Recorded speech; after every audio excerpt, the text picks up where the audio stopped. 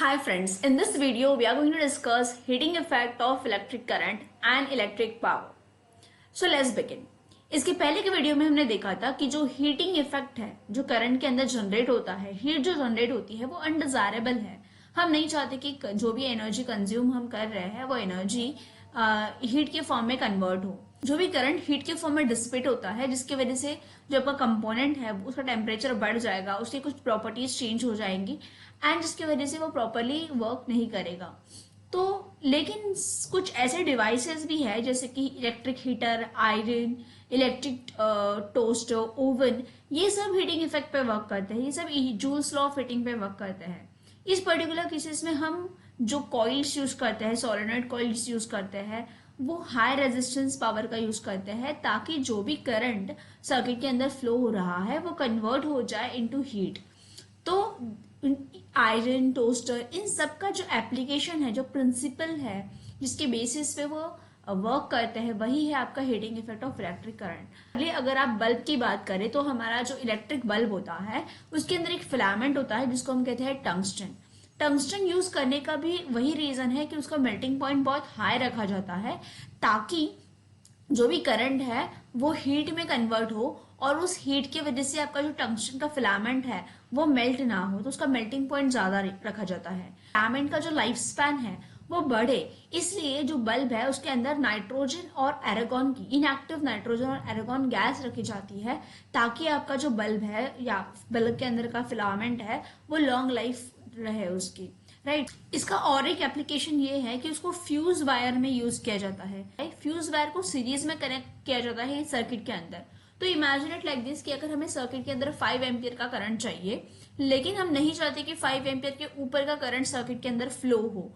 क्यों? बिकॉज अगर 5 एम्पियर के ज्यादा सर्किट के अंदर करंट फ्लो होगा तो आपका जो भी डिवाइसेस कनेक्ट है वो डिवाइस ब्रेक हो सकता है या फिर डैमेज हो सकता है।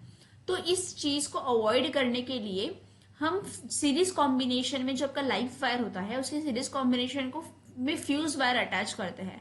अब फ्यूज वायर जो है उसका मेल्टिंग पॉइंट इस तरह से रखा जाता है ताकि वो 5 एम्पियर, फॉर एग्जांपल 5 एम्पियर अगर हमें करंट चाहिए सर्किट के अंदर तो 5 एम्पियर से थोड़ा ज्यादा रखेंगे। तो जब भी सर्किट के अंदर करंट फ्लो होगा उसके पहले वो फ्यूज वायर के थ्रू जाएगा। अगर वो 5 एम्पियर करंट है तो फ्यूज वायर मेल्ट नहीं होगा, लेकिन अगर वो 5 एम्पियर से ज्यादा है तो हीट की वजह से जो आपका वायर है वो वायर मेल्ट हो जाएगा और 5 एम्पियर से ज्यादा अमाउंट ऑफ करंट सर्किट के अंदर फ्लो नहीं करेगा क्योंकि उस पर्टिकुलर स्टेट पे जो आपका फ्यूज वायर है वो मेल्ट हो जाएगा। तो this is also the another application जिसमें हम फ्यूज वायर के थ्रू हमारे सर्किट को या फिर हमारे डिवाइसेस जो कनेक्टेड है सर्किट के अंदर उसको प्रोटेक्ट करते हैं। सो हियर यू कैन सी ये एक कॉइल है, सोलेनॉइड टाइप कॉइल है जिसको यूज किया जाता है।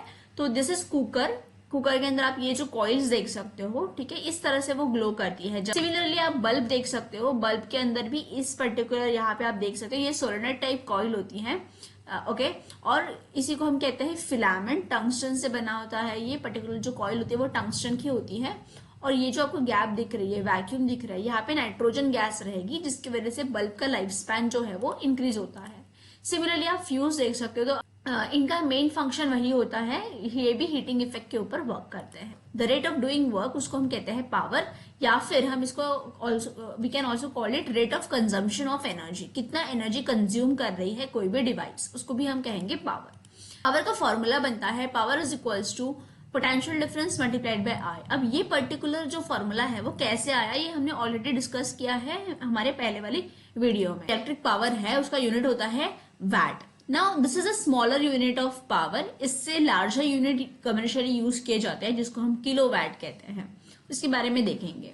सो फर्स्ट जो पावर है that is potential difference multiplied by current. अगर हम V को रिप्लेस करेंगे बाय ओम्स लॉ तो we will get power is equal to I square R। अगर हम I को रिप्लेस करेंगे by Ohm's law in this particular equation तो हमें मिलेगा power is equal to V square upon R। So from here you can see the rate of consumption of energy को हम power कहते हैं। इस तरह से उसके फॉर्मूले बनेंगे।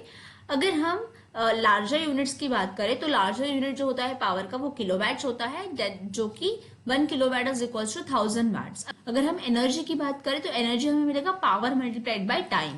सो पावर का यूनिट हो जाएगा किलोवाट और टाइम का यूनिट हो जाएगा hour. On that particular situation जो एनर्जी कंज्यूम करेगा कोई भी device, that will be 1 power multiplied by time. So यहाँ पे टेक एन एग्जाम्पल, एक आयरन है और उसका जो पावर है वो है 2000 वैट्स। 2000 वैट्स आयरन का पावर है और उसको हम यूज कर रहे हैं फॉर 2 आवर्स।